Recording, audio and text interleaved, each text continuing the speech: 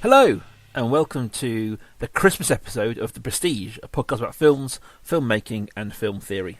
In each programme, we'll focus on a particular movie, and we're going to review it, talk about it, and discuss some of the ideas and themes that it throws up. And as always, we'll end with recommendations of films to watch following this week's films, our further reading, if you will. The links are going to be as close or as tenuous. They're going to be based on actors or themes or directors or anything we kind of really like. So, first things first, who are we? You've heard us talk about ourselves a lot before. My companion on this podcast is Rob Maythorne, who spent many years as a minor but integral part of the British film industry. You're so kind, so kind.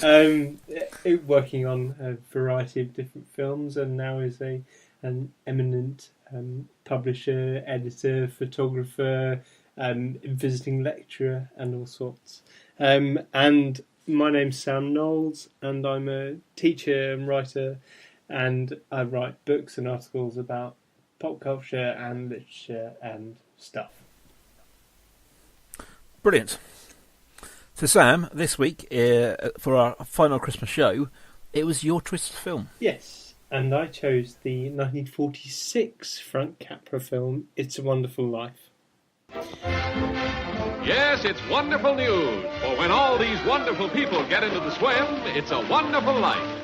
For never before has any film contained such a full measure of the joy of living, the drama of living, and above all, the glorious romance that makes this such a wonderful life. Don't you ever get tired of just reading about things? Yeah. Hey, what are you doing tonight? I think everyone is going to know this film. It's probably Jimmy Stewart's most famous role. It has a good supporting cast, and I suppose James Stewart is the reason people watch this film. And it's regularly celebrated as one of the best, if not the best, Christmas film. Gets shown on TV regularly. And for this reason, I thought it was an interesting one to talk about. Rob, your thoughts? Well, I mean, this is one of those films where it's hard to say good or bad things about it, because it's just so much of a kind of cultural artifact, such of a cultural thing. I will say this: I think that it is heartwarming. I think it is pitched well between schmaltzy and sort of edginess. It makes me cry, which I think is a triumph for any film or anything, because I'm not renowned for my outbursts of emotion. I think that James Stewart is brilliant in it. I think that Donna Reed is brilliant in it. I just think, for me, it is probably the most Christmassy of Christmas films. Now, I enjoy Die Hard, I enjoy Home Alone, I enjoy all these other Christmassy films, but this one feels like proper old school Christmas to me. And I think it is as much a part of Christmas as mince pies, as mulled wine, in the same way that, so like Die Hard, I like, but I could watch Die Hard in June, and it'd be okay, you know? To watch this film at any time other than late December just seems unnatural. Yes. It's so linked to this time, it's so integral to this time.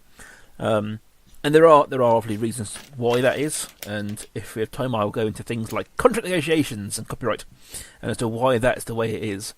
But yeah, that's my view on it. Sam, yours. Contract negotiations and copyright and other Christmassy things. Exactly. Well, continuing this particularly non-Christmassy theme, I want to talk about a bit about why this film is such a terrible Christmas film.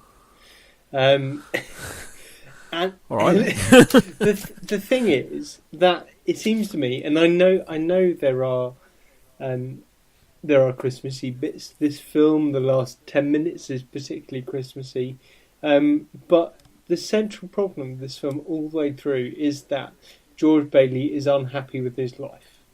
He's unhappy with the life that he builds with Mary, love and family and home and all the things that we are told Christmas is about. Christmas is not about money. Christmas is about spending time with people you love.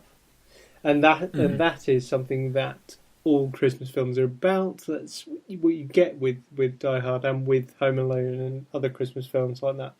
And this seems to me to be an anti-Christmas film because all the way through, the James Stewart character is saying, I hate all of this, I don't want any of this. I don't feel this is a particularly Christmassy film because this film feels to me like a rejection of that idea. He continually says, this crummy little town, this crummy old town. And you do have that bit right at the end. But then even that bit, people coming together at Christmas, coming together to help George, is financial. People come and give money. So I suppose this film confuses me a bit because this seems to me to be a film about one man's frustration with the idea behind Christmas. And it seems to me this film is presented as a particularly positive Christmassy film, even though there is light and shade in it. But I don't think it's very Christmassy, fundamentally. See, I would actually probably disagree with you. I suppose up until the last 10 minutes, I would entirely agree with you. But I think that the ending is what swings around for me. I think that at a core level, this film was about the conflict between individual and community.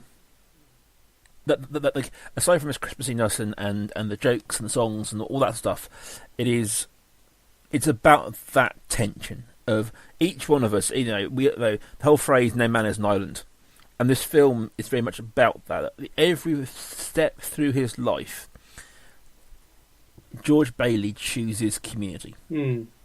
He gives up on his junior college for the savings and loan. He gives up on his travelling for this. He gives up on his honeymoon with his wife to stop the depression.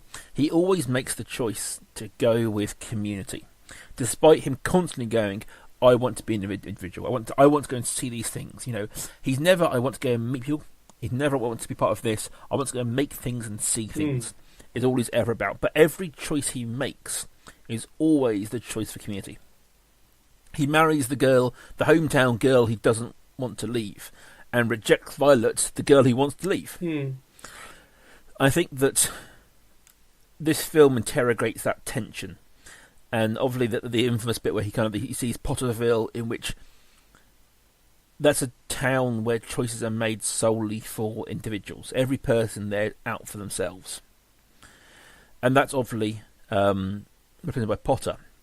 And I suppose the idea of the overarching film to me is that final 10 minutes in which that, yes, you may have, but by giving up things for community will give up things for you.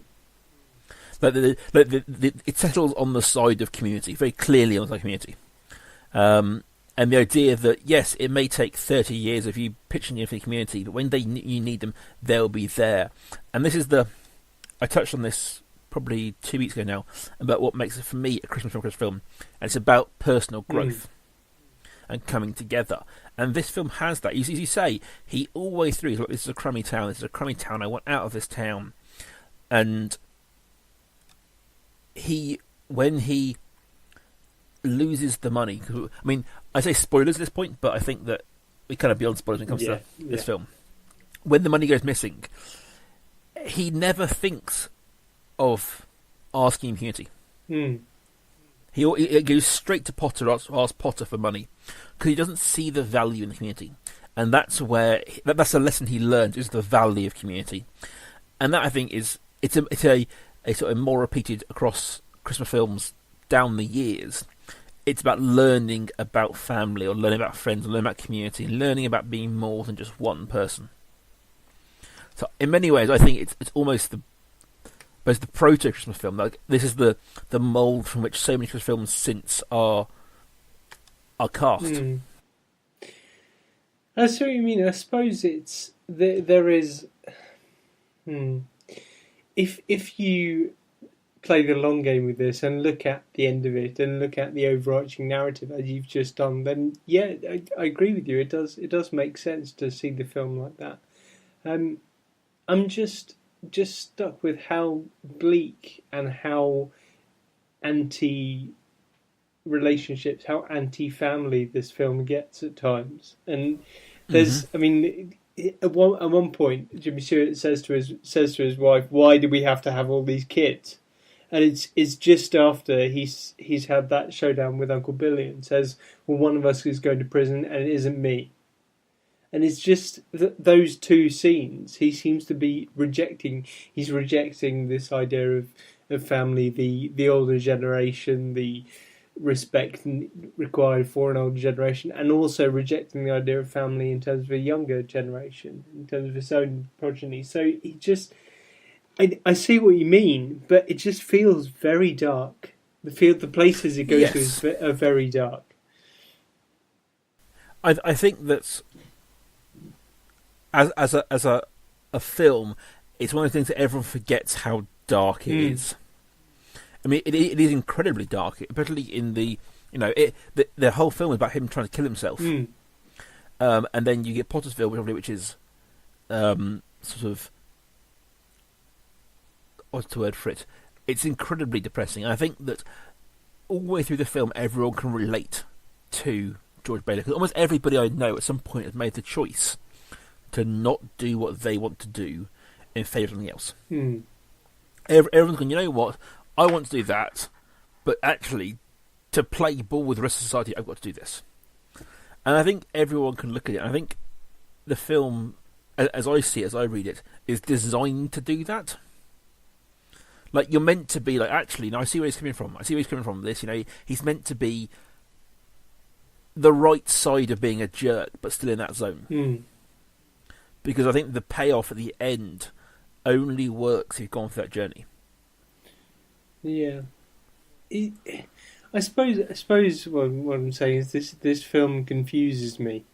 I'm never sure about this film. I'm not sure what makes it a very Christmassy film. And it might be that the central thing about the George Bailey character, because as you say, he sort of treads a line between being this loving, beneficent philanthropist who will always give up his money and his time and his aspirations for other people, and being a complete jerk.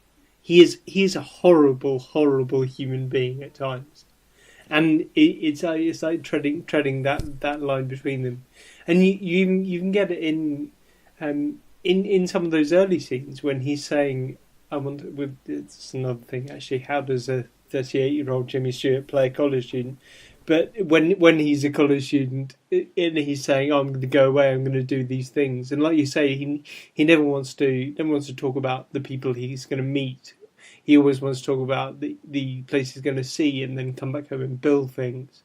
And even in those early scenes, you think, well, he's not a very nice bloke. I see what you're saying, but I suppose like a certain point with if we as I see it as a Christmas film being a growth film, you've got to start somewhere. I mean, ultimately, you say he isn't a very nice bloke, but at the same time, he works incredibly hard for his community, and he's, from an outside point of view, he's an incredibly nice bloke. He gave up on his honeymoon to fight the depression. He missed out on college. Like this is the kind of this is where we get into the idea of the internal and the external voice. That in his external, the voice that we see as an audience is problematic, because he is like, I hate this silly little town full of silly people that I don't want to do. But at the same time, his actions are ones of incredible niceness. And maybe, as I say, this is just me talking out loud, maybe that's why his film has endured so much, is because he seems more real. Like, we all have, none of us are good people or bad people. We're all kind of a bit of a mixture. And he's supposed to seem more real in that respect. I suppose with something that my partner commented, she was watching with me, that this is very Dickens heavy. And there's for all the Bleak House nuts, there is a scene in which Potter is very clearly Mr. Smallweed from Bleak House. But there's also an element of Christmas Carol at the end of this, with the ghost coming along to Scrooge and saying, "This is what life would have been like without you," and it's a similar thing.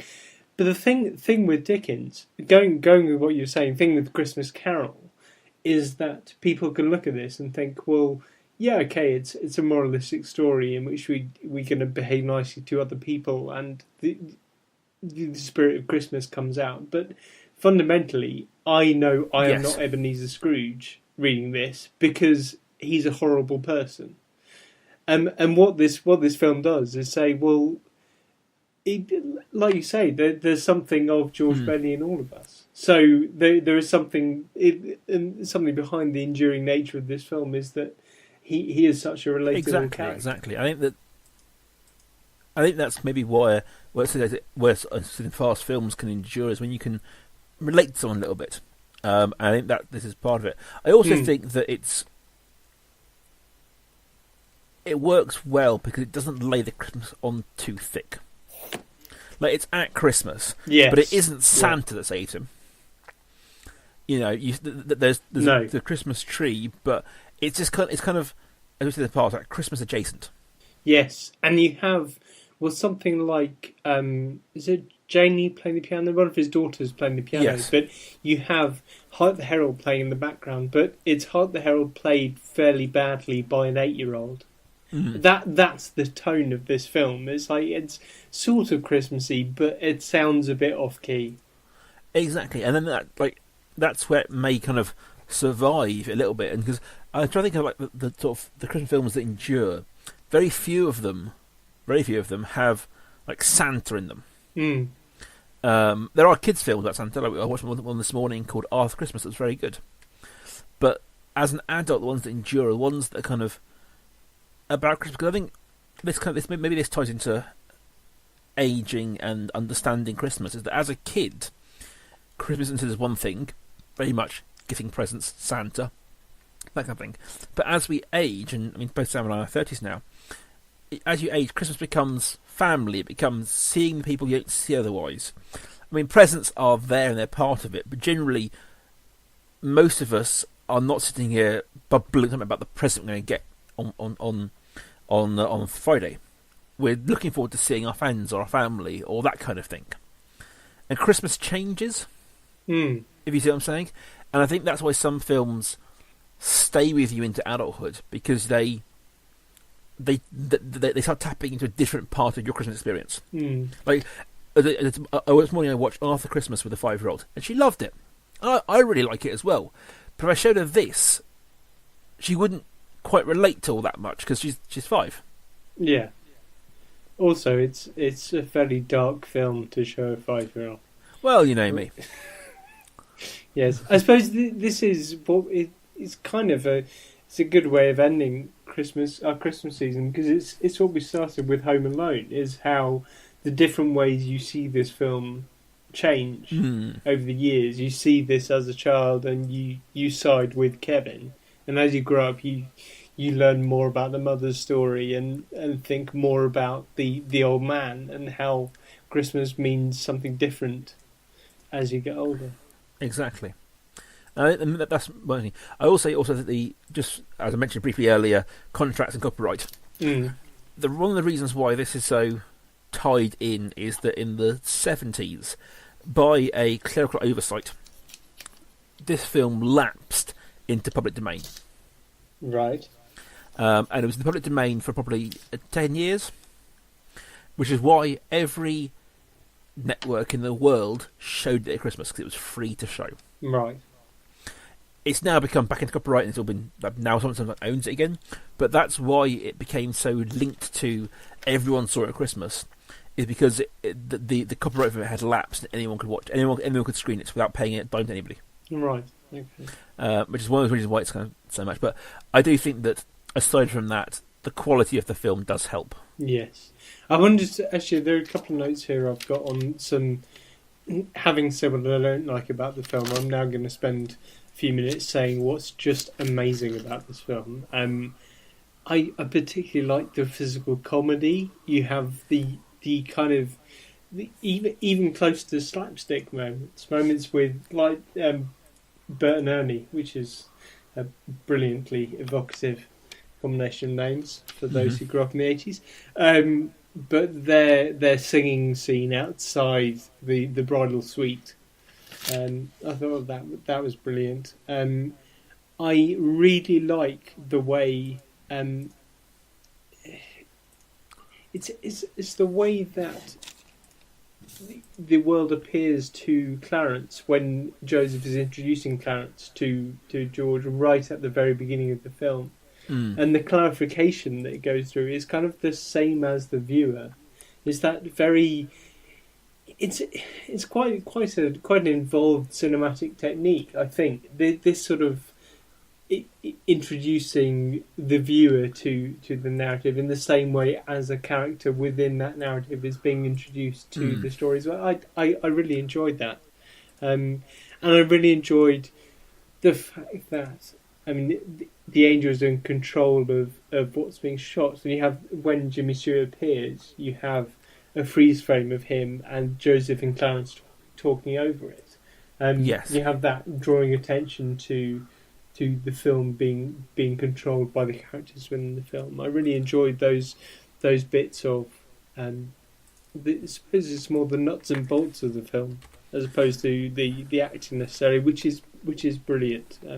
I've talked about Jimmy Stewart already, but all of the performances in this, you have the great scene with George and Mary on the phone to Sam, and you have like basically the only dialogue in it is between Sam and occasionally one of the other two. It's mostly spoken by Sam, and all the dialogue, I suppose the narrative movement in it comes through looks and body language between George and Mary, and there's something brilliant about the scene. It's one of my favourite scenes ever in cinema.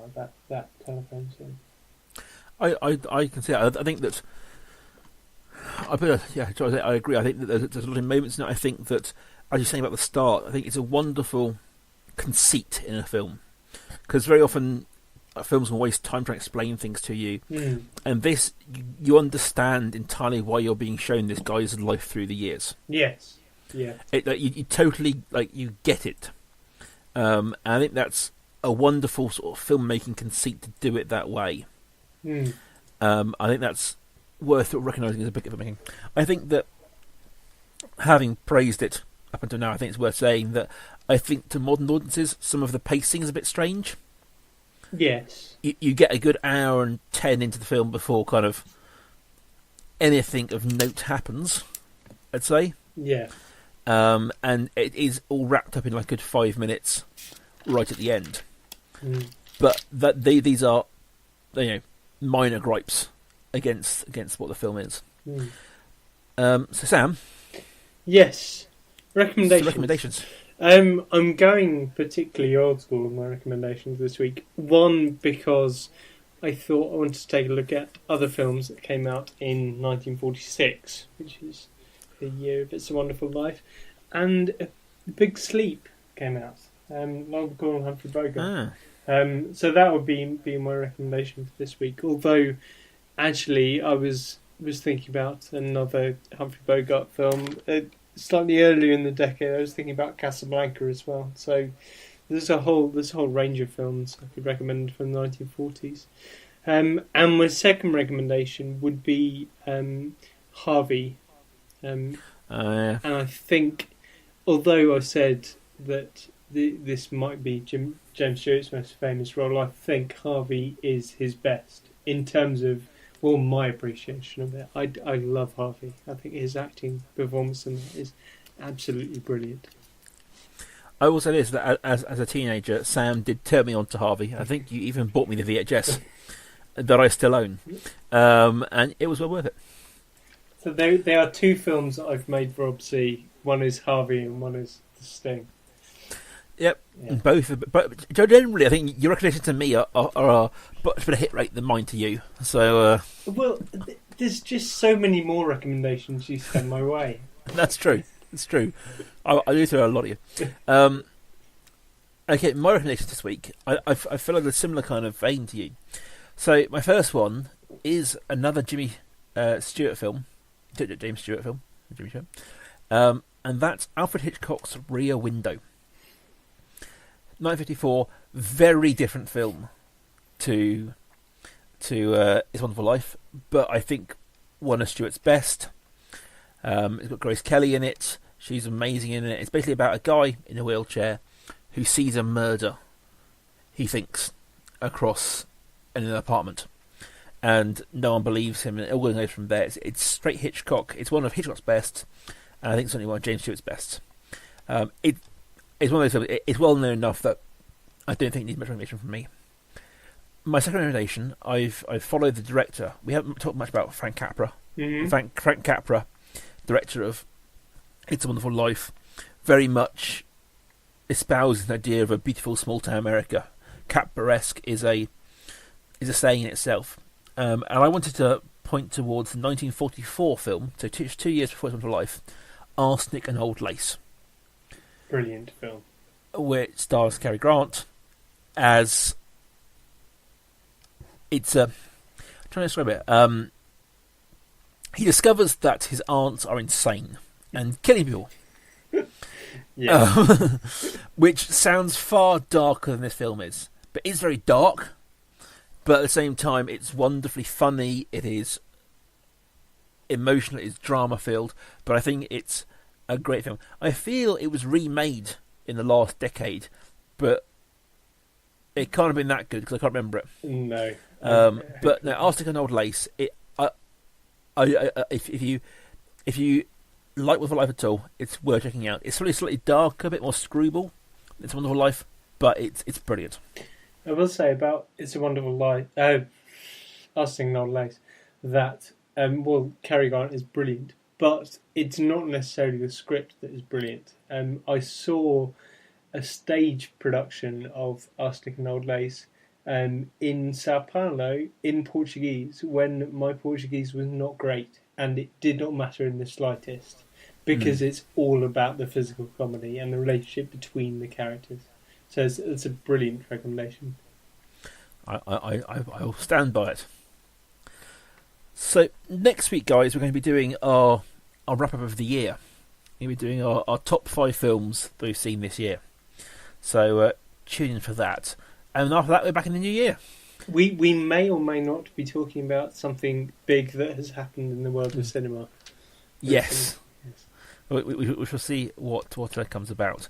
But until then, guys, have a Merry Christmas. You'll find us online on Twitter. You can find both of us at Prestige Podcast. You find me at life_academic. And you can find me at Rob Kaiju. And remember, Christmas presents are obligatory in the form of positive reviews on iTunes or anything like that. Exactly.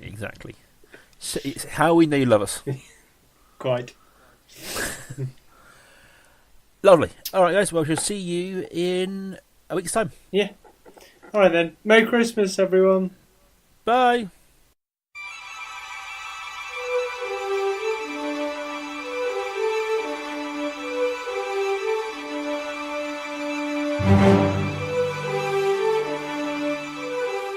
The Prestige is a Kaiju Industries production. Check out their other work at facebook.com/Kaiju Industries. Rawr! Arg.